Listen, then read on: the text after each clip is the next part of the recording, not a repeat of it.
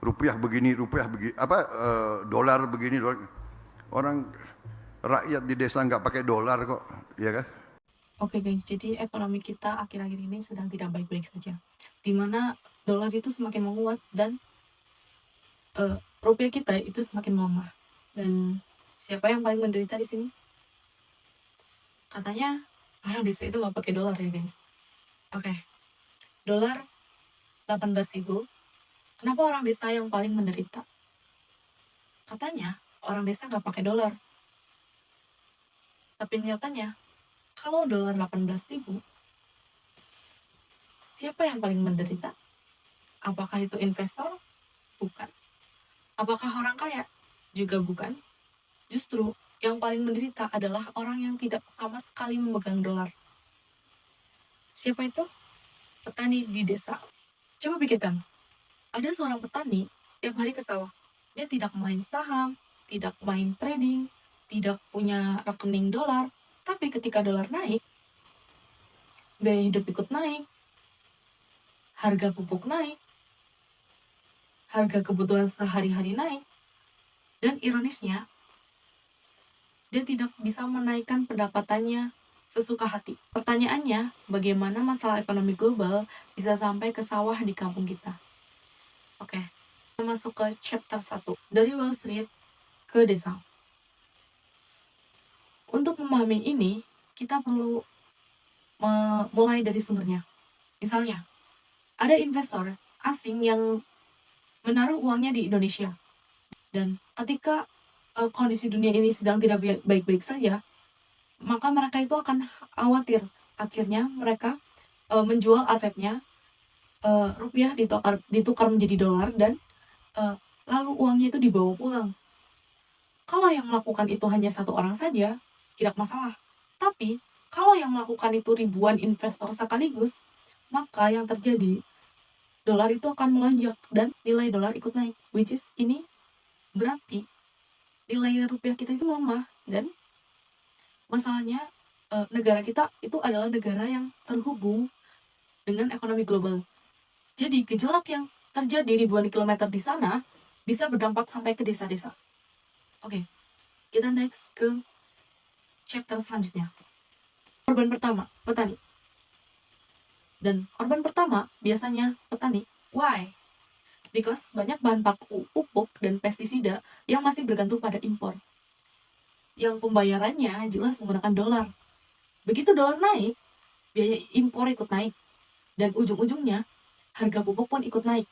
Which is masalah besar karena petani tidak serta-merta menaikkan harga hasil panennya. Dalam ekonomi, ada istilah yang namanya price taker. Nah, artinya harga itu ditentukan pasar, bukan ditentukan petani. Jadi situasinya seperti ini. Harga pupuk naik, harga produksi naik, tapi gabah belum tentu naik. Dan ironisnya, orang yang bekerja lebih keras belum tentu mendapatkan keuntungan yang lebih besar. Bahkan sebagian petani terpaksa mengurangi penggunaan pupuk atau bahkan mereka berutang agar bisa tetap menanam. Dan ini sebenarnya jarang dibahas ketika orang berbicara tentang kurs dolar. Oke, next. Ke chapter selanjutnya, yaitu plot twist. Oke, tunggu dulu. Ceritanya itu tidak sesederhana itu. Karena menariknya, tidak semua petani itu rugi. Ada sebagian justru malah untung, yaitu contoh petani kopi, kakao, sawit. Mereka menjual produksinya ke pasar internasional. Ketika rupiah melemah, produk Indonesia menjadi lebih murah bagi pembeli di luar negeri. Dan pendapatan dolar yang mereka terima lebih besar ketika ditukar ke rupiah. Which is, di desa yang sama, justru ada petani yang mengeluh dan ada petani yang tersenyum. Dan ini dalam ekonomi dinamakan dualisme ekonomi.